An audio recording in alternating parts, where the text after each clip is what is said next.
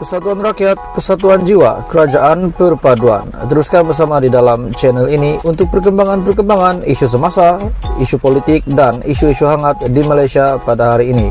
Jangan lupa teruskan bersama di dalam channel ini. Tekan butang like, share, dan subscribe channel ini untuk perkembangan terkini politik di Malaysia.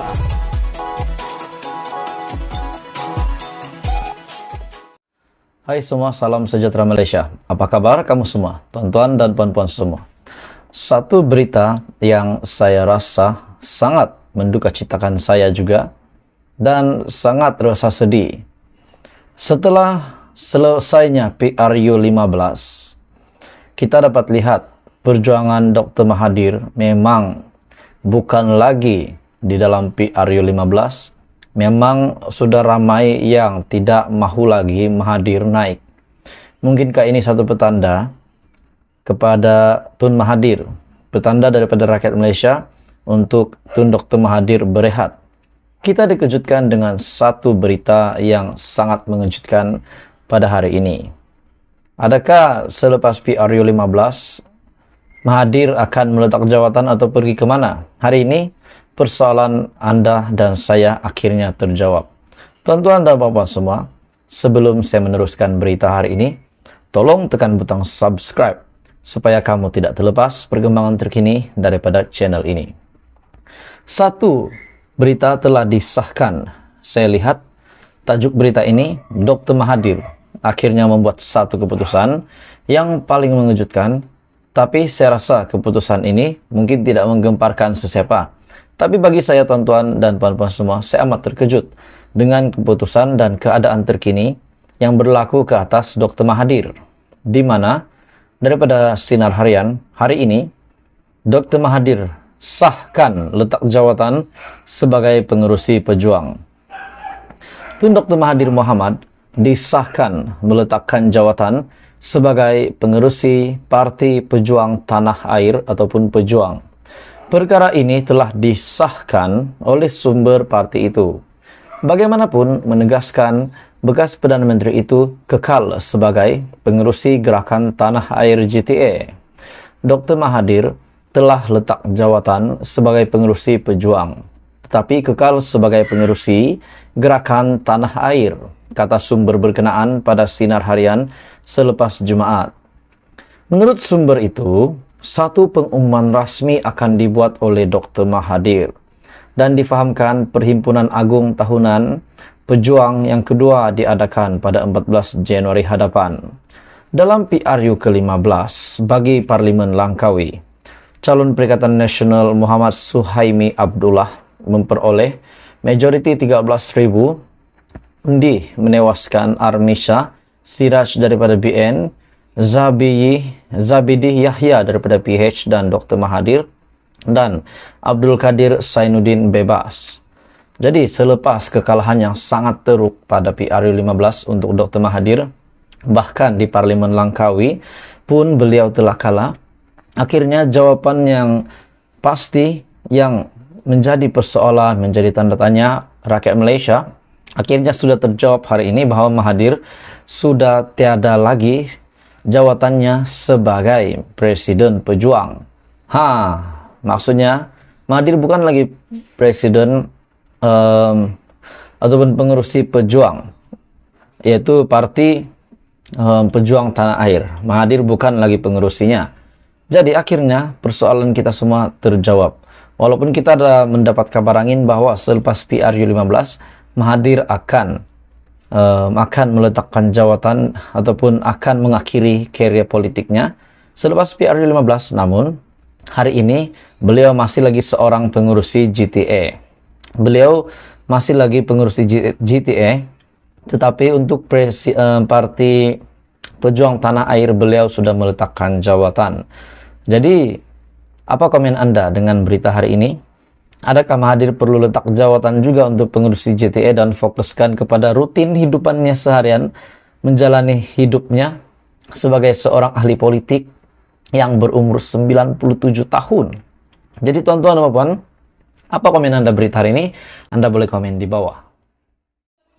Salam sejahtera Malaysia, tuan-tuan dan puan-puan semua. Dikabarkan terdapat 4 sokongan ataupun 4 adun yang nak tarik diri daripada Pakatan Harapan.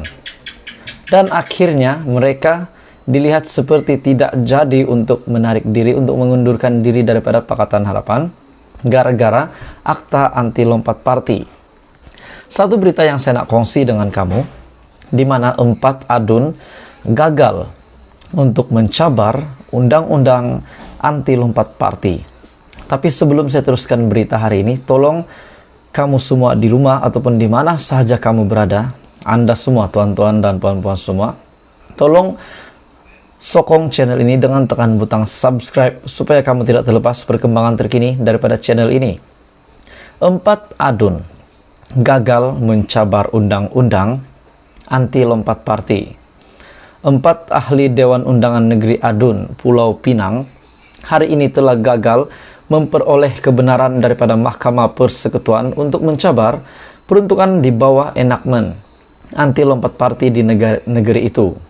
Ketua Hakim Negara Tun Tengku Maimun Tuan Mat menolak permohonan kebenaran yang difailkan 4 adun berkenaan melalui prosiding yang dijalankan secara aplikasi Zoom.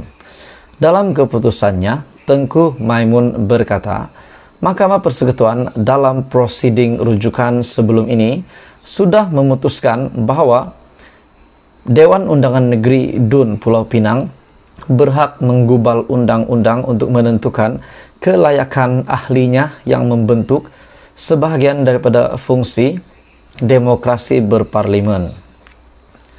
Sehubungan itu, katanya, Mahkamah menolak permohonan keempat pemohon berkenaan tanpa sebarang perintah berhubung kos.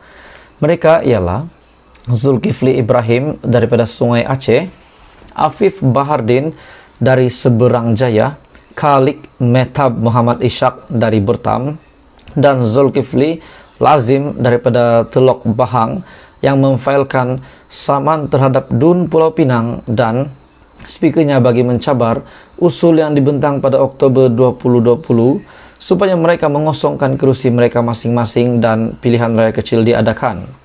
Keempat-empat adun itu memfailkan injunksi terhadap Badan Perundangan Pulau Pinang daripada meluluskan usul pengosongan kerusi masing-masing selepas mengambil keputusan untuk keluar daripada Pakatan Harapan dan menyertai Perikatan Nasional. Terdahulu juga, Peguam Datuk DP Naban yang mewakili semua adun berkenaan berkata, Dun Pulau Pinang tidak mempunyai kuasa untuk menggubal undang-undang anti lompat parti dan ia melanggar kuasa berkaitan pemilihan dewan atau ahli parlimen. Bagaimanapun, Peguam Datuk Malik Imtiaz Sarwar menegaskan, Dun Pulau Pinang mempunyai kuasa untuk menggubal peruntukan anti lompat parti di bawah perlembagaan negeri. Pada 3 Ogos lalu, Mahkamah Persekutuan telah memutuskan peruntukan di bawah enakmen anti lompat parti Pulau Pinang adalah sah dan berperlembagaan serta perkara 14E Perlembagaan Negeri Pulau Pinang adalah konsisten dengan perkara 10 dalam kurungan 1 dalam kurungan C Perlembagaan Persekutuan. Perkara 14E Perlembagaan Negeri Pulau Pinang menyatakan seseorang ahli Dewan Undangan Negeri Adun hendaklah mengosongkan kerusinya jika selepas dipilih sebagai calon parti politik, meletak jawatan atau dipecat daripada parti atau menyertai parti politik lain. Dalam pada itu, pada 12 April yang lalu, Pesuruhjaya Kehakiman Azizan Arsyad membenarkan permohonan Dun Pulau Pinang dan speakernya Datuk Low Cho Kiang untuk merujuk beberapa persoalan kepada Mahkamah Persekutuan bagi membolehkan mahkamah itu mendengar serta memutuskan isu perlembagaan berkaitan enakmen anti lompat parti negeri terbabit.